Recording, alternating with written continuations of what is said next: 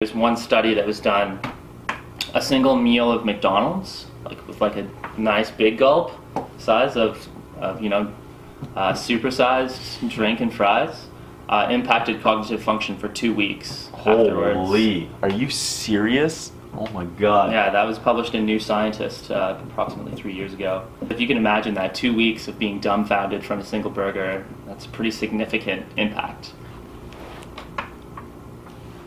Thumbnail.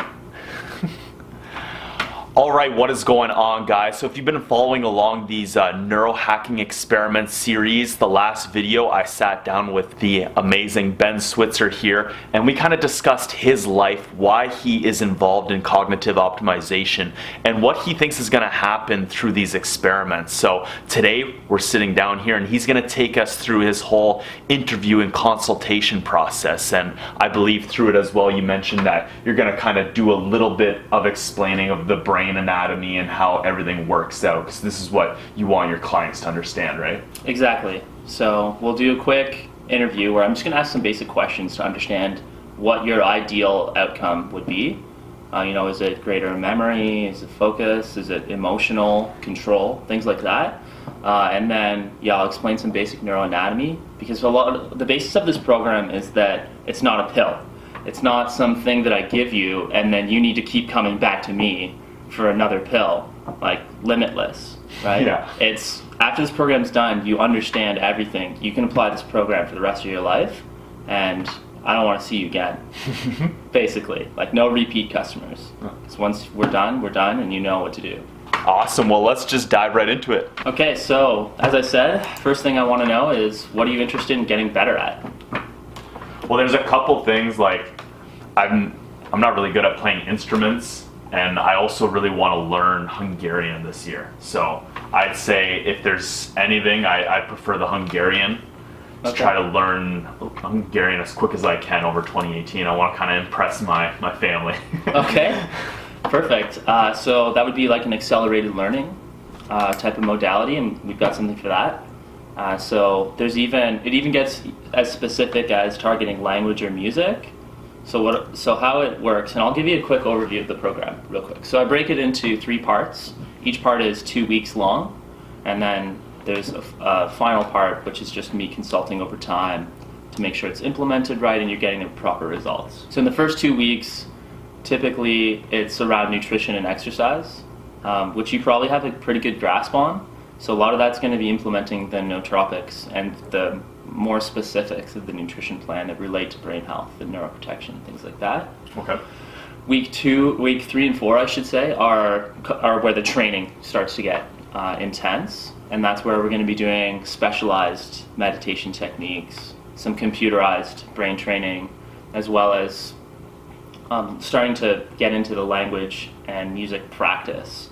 So we're going to be looking at a couple games and things I'm going to be having you do along the lines of creating words, doing analogies, things like that, trying to get the brain primed for the learning that we're going to be doing in the final segment. Okay. The final segment, that's week 5 and 6. So that's where you're going to be learning specialized memorization techniques, mind palaces, things that are going to help you acquire and retain large amounts of information more quickly, but also with greater reliability. So, for instance, we'll create a mind palace for the way that Hungarian words are used in the structure of sentence formation.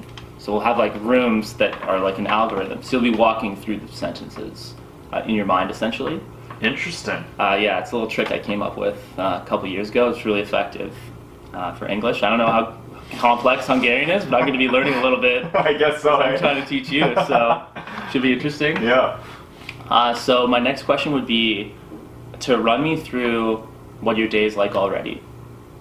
So I find my days are quite situational, so it all depends on the day. So for instance, like yesterday was the Weibo limo tour, was up a little more earlier than normal, did a quick bit of editing and had to hustle off because most of my day was engaged in videoing. And then when I got home, it was editing, and then went out and enjoyed myself, had a couple of drinks, and went out for some food. Now, typically on days, so I like to say I have situational days and then typical days. my typical days are a lot more structured, where it's all just a lot of computer work. So I'll normally edit till about 2 o'clock, go to the gym where I'm fasted, work out, and then around 4 to 5 o'clock I get my first meal in, and then have meals maybe till about 10 o'clock, and that's pretty much it. So nothing crazy. Gym through in the middle of the day, fasted. But you're definitely doing, is it an intermittent fast? Yeah. That's what you're doing? Okay, perfect. So typically I'm fasting on my typical days 16 to 20 hours. On situational days, it could be affected. What's your nutrition like? What sort of things are you eating? So I try to eat quite clean. There are days, like yesterday we had wings, but most days I am eating like a big ass salad, so I'm getting a lot of spinach and spring mix and vegetables, and usually a big meat source, so like 2 chicken breasts or a nice big steak, and then I typically have a nice carb source, so either rice or bread, or not typically pasta, but normally there's a carb source. And then right now over the next month I'm limiting carbs on certain days just to get extra fat loss for my 1-year transformation photos. So, okay, cool. So carb restriction right now, but nothing crazy. Well, that fits within the program parameters. In fact, the fasting is good because it promotes some cognitive, it has some cognitive effects that are positive, that have been studied. And since you're eliminating the carbs to going into a more ketosis type of fat processing is also good for cognition. Okay. So that simplifies a little bit of what I'll be doing with you, because you're already doing fine on that front. So do you normally heavily change people's nutrition? Yeah, nutrition is a major component. For simplicity, I would say that incorporating neuroprotective and cognitive enhancing foods is one dimension, and then there's also removing neurotoxic and cognitive depleting foods. So there's kind of 2 vectors, like 2 directions that we take with that. Interesting. Could you give me just a couple examples of each? Yeah. Just like 2 or 3? That's great. So for example, asparagus contains a lot of magnesium, which is good for blood flow to the brain. There's also foods that are rich in zinc, like dark chocolate, that are good for brain health. So that's just 2 examples over here. And then on this side, and this is good for any viewers that are watching, any refined sugars, so just white sugar, is the worst. Impacts more than just cognitive function. It messes up with your cellular health, promotes cancer growing carcinogens. A quick Google of that and you'll find like hundreds of studies on that. The other thing is saturated fats, particularly trans fats. Anything with hydrogenated oils you want to avoid. Okay. There's one study that was done, a single meal of McDonald's, with a nice big gulp size of supersized drink and fries, impacted cognitive function for 2 weeks afterwards. Holy, are you serious? Oh my god. Yeah, that was published in New Scientist approximately 3 years ago.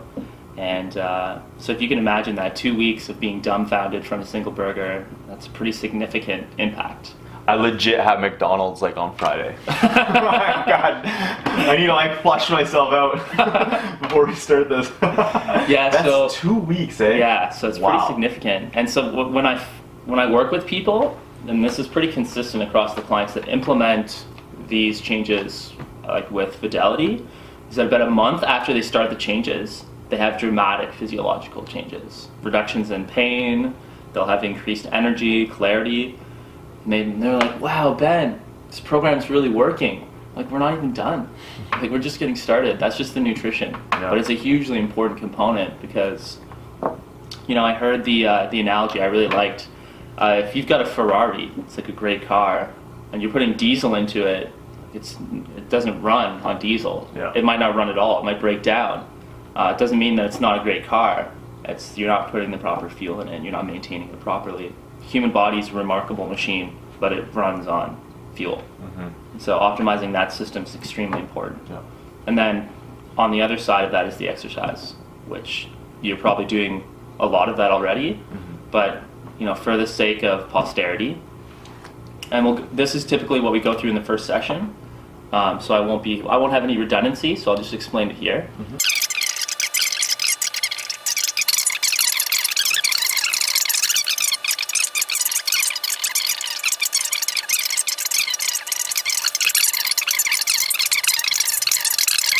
And another thing too that was important, an important discovery I made in the literature around cognitive enhancement was you train to a certain amount and it works like a curve. The curve goes up and then it hits this point of diminishing returns. Mm-hmm. So if you overtrain, it flattens out, and sometimes if you really overtrain, you actually get diminishing effects. So you can, just like you can injure a muscle, the same thing is true of cognitive enhancement. If you're doing like 8 hours a day of dual end back computerized training, you'll lose your mind, first of all, because it's crazy boring, but also like it'll have diminishing returns on the training output. Interesting.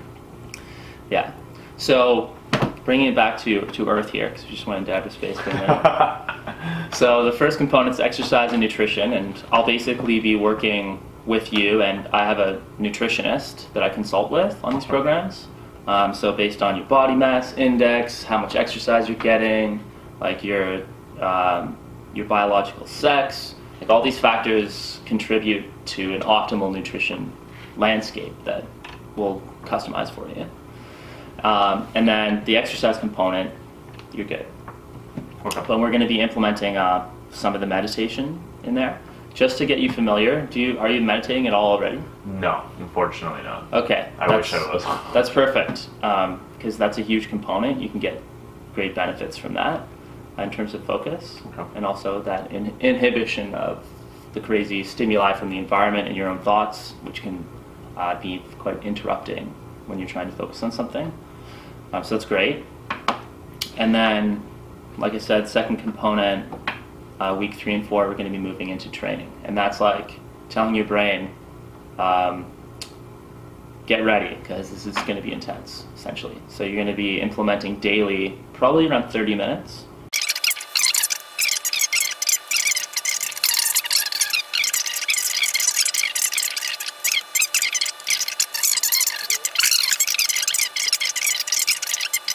Now we'll move on to the final stage. In the final stage, that's where we're going to be working on mostly memory techniques. And you may have heard of the Mind Palace before. Have you ever? Mind Palace? Yeah, have you ever heard of that? What's this? Okay, so this is a technique that actually comes from ancient Greece.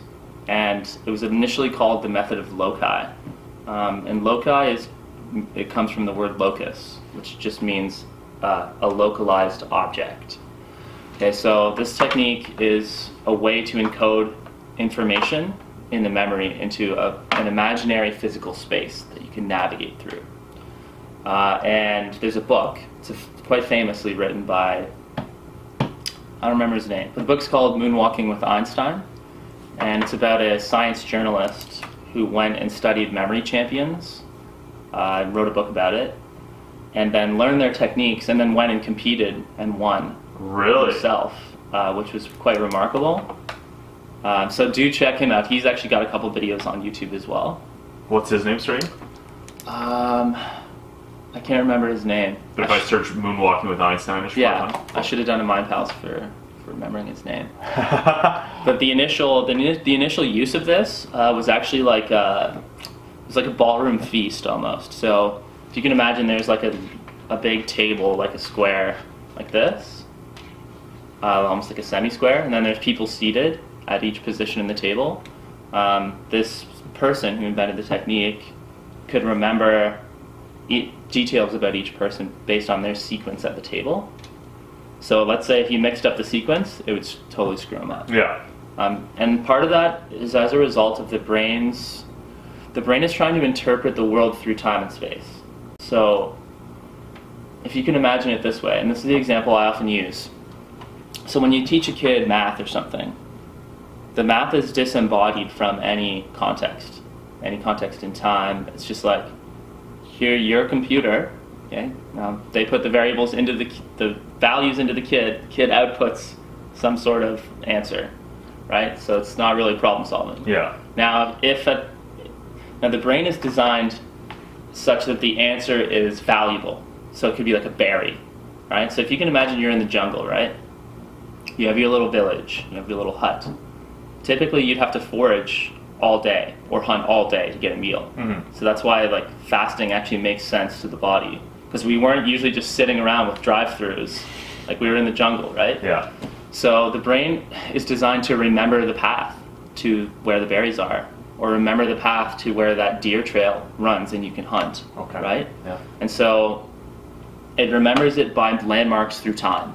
So you might have a distinctive stump or like an oddly shaped rock, and the brain does pattern recognition on that and says that matters because the berries matter, right? Interesting. So it's used to encoding information through time and space. And what the mind palace technique does is it leverages the way the brain wants to remember information and just uses that to its advantage. Okay. So we'll create a mind palace for you of like a place that's familiar that you navigate through. It could even be this apartment, and then we'll just drop objects. It could be like a little clay pot that's sitting on the shelf over there, and then you open it and there's like objects inside. And we encode the information in the objects. And there's a process that we go through to teach you that. But I'll give you a practical example. So I had a student who had to learn nuclear physics, and she had, I'd say, probably 15 pages of notes, right? So there was the chapter, which was like 40 pages. She had 15 pages of notes. We took those and compressed them down to a single page of highly compressed information, and then we compressed it even further into a single room, single mind palace. Totally aced her exam. Wow, eh? Because you can take those information points and expand them into the world of data that you're accessing. Yeah. And it's then you mentally walk through this room and wow, this is interesting. And so I never thought of like trying to retain information in that kind of way. Yeah, it's not really taught in schools. No. Which is pretty amazing because it's been around, like I said, since ancient Greece, thousands of years. And it's interesting, there used to be, you know, back in the Renaissance and quite before the Renaissance, the memory was considered to be something that you developed and cultivated almost like working out is now. And so you were like a well-respected scholar if you could have all this information memorized, right? But nowadays it's not as important that you remember things because we have search engines. Yeah, and exactly. Stuff like that. It's like, which is fair. I mean, it's not that important that you memorize the entire, you know, table of atomic elements because you have the book. Yeah. Like, so we're going to be doing that with basically the Hungarian language. Interesting. Yeah. Ooh. So we'll figure out a system for that makes sense for you. Okay. Yeah. And then in that last portion, we're also going to be working on the musical component, because you mentioned you wanted to learn guitar, right? Piano. Oh, piano? Possible, oh, yeah. Perfect. Oh, that's perfect. Because I know you're good at the piano. Yeah, that's right. I play piano. I initially started playing because it was a good brain rehabilitation device. The idea being that you have your two hands are integrating information through time, like there's a rhythm. And how the brain works is the right hand is controlled by the left hemisphere, and left hand is controlled by the right hemisphere. And then there's a bridge between them. It's called the corpus callosum. It unites the two. So when the right and left hand are communicating, they have to form greater connections between those two. And it's advantageous for neuroplasticity. Like if you have an injury, basically the brain can accommodate that. So for instance, I'll give you some examples of neuroplasticity. People that are born with like a congenital blindness, they have increased sensory perception of their hearing and touch. So the idea being that the area that processes vision, which is at the back of the skull, it's the occipital lobe, it atrophies because it's not performing any function. Okay. So what happens is the surrounding brain regions say, okay, we have this space, might as well use it. So they grow into that space and they take it over and they increase their ability to process other information. I see. So that's how, you know, Daredevil can do backflips or whatever because he's blind. Okay? So the idea being that if the brain hemispheres are communicating well, then you can have a greater speed of processing, and also we want to do, you know, we're going to be doing some drawing. We're going to be drawing fractals, so not just processing of time and auditory and rhythm, We want to have multi-sensory processing, and that's part of the program. Okay. It's getting that visual spatial pattern recognition up, and we're going to test that as well. Okay. That's going to start out. And then in the final portion of the program, this is like when you're done, basically. I'm going to be working with you on an ongoing basis. I usually work for about 4 or 5 months after the program's done, and I offer like free sessions, basically. So I'll be like, hey, how's it going? Like, are you still meditating? You might be like, no, I'm not really meditating. And then I'll come in with gamification, and we'll be like, all right, let's turn this into a game that's fun. Okay. Right? To kind of keep that long-term implementation successful.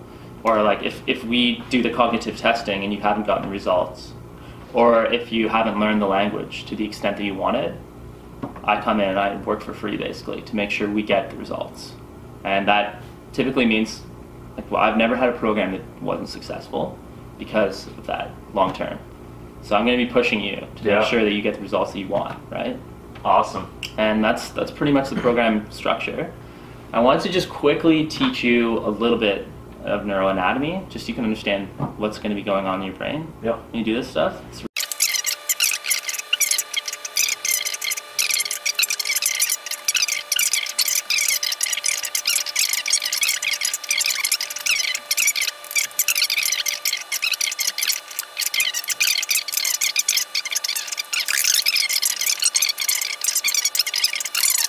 As we're going through this process, there's going to be times when you're like, this sucks. Especially when it gets really it's going to get really difficult around week 3. And that's where it's important to stay motivated. And because once you break through, it's one of the best feelings. Yeah. And you'll be like a supercomputer, essentially. Yes, I'm excited for this. But as you guys heard there, like Ben says, it's okay to fail. It's actually important to fail. So don't take your failures so heavily. Don't worry about what other people think about your failures. Because as Ben's saying here, you literally build neural pathways in your brain when you fail. It's important to fail. Yeah, absolutely crucial. So yeah, this is basic neuroanatomy. That's all you really need to understand. Neurons increase the probability they will fire based on how many times they've been repeatedly stimulated, and that they grow new axons. They can make new connections, and that's called neuroplasticity. And some of the things we're going to be implementing basically make it easier for the brain to build those connections. Because if you think of it like a construction project, they have materials, right? So these materials need to be supplied in order to build the new connections. Yeah. But if you're malnourished, if you're eating crap, basically, it can't grow new connections. Or if you have like heavy metal toxicity, is a major impediment to the growth of new neurons. What about like hormones and stuff too? Great question. So there's a hormone that's particularly important that we're going to be targeting. It's called brain-derived neurotropic factor. It's a hormone that's produced during anaerobic exercise, for instance. Okay. And from certain nutritions as well. So we're going to be, one of the things you're going to do, I think you're going to think this is cool, is like, I know you've been exercising in the evening, but we're going to do a little bit of exercise in the morning too. The idea that you produce a bunch of those hormones, and then you're going to invert yourself, hang upside down, so it floods the brain with blood that's rich in these growth hormones, and then you're going to immediately start the cognitive training. Interesting. Inverting yourself. So like handstands and stuff. Yeah. Like going up against the wall. Yeah. Because I used to do that a lot, and I do it every once in a while now, but that's interesting. So literally when I was experimenting with my handstand push-ups and stuff in the past, I might have had a better neural start to my day. Yeah, exactly. Wow. Yeah. Dude, that's interesting. Yeah, so the idea being you're going to flood your brain with all these growth hormones that you need, and then you're going to immediately start learning. You'll learn faster that way. So if you want to do your Hungarian studies like right after that component, that's what you want to do. Now we're going to be focused on meditation first, but we're going to rotate in the high priority objects into that first slot of the day. So and that's the idea, is optimizing it, right? Yeah. Dude, this is awesome. I'm so pumped for this. Oh man. So is there anything else we need to cover about the kind of consultation process? No, I have a good understanding of your goals, your time restrictions, your current diet and exercise, and those are 3 important things. So basically over the next 48 hours, I'll completely customize the program. I'll send you a draft that's a brief that describes the program goals, the tools, the timeline, like some of the results that we expect, and then you give your approval. So if you're like, yeah, this makes sense, or if you're like, hey, this isn't really what we talked about, don't forget this particular thing, then I can change that. Okay. And then once you're like, let's go, Ben, we go, and we begin the program immediately. We'll have our first session out of 6, and yeah, we'll just start crushing it. Awesome. And I'm going to be going on like nootropics and stuff too. That'll be part of the first 2 weeks Okay. of the consultation, and we'll work within whatever your price point is around that, and yeah, so we'll definitely get to that. Awesome. Well, I'm super excited for this. We're going to be doing neurohacking and brain experiments with Ben Switzer here. I hope you guys like this video. I know it's just a little bit long, but we wanted to make sure we kind of covered the whole process and you guys have a good understanding of why we're doing this, what we expect to happen, and the whole kind of procedure behind it. So over the next bunch of videos here, we're going to take you guys through the whole process, all the experiments I'm going to be doing, and taking you guys through how this is affecting my day-to-day lifestyle. So thank you so much for coming back on my channel here, Ben. You're going to see him a bunch more in other videos. Make sure you guys go check out all his links in the description box below there, and leave him a comment. Make sure you go follow him. Thanks, guys. I am the Hungarian Experiment. Nice. That's how I typically end it. That's why it was weird. I was like, see you guys.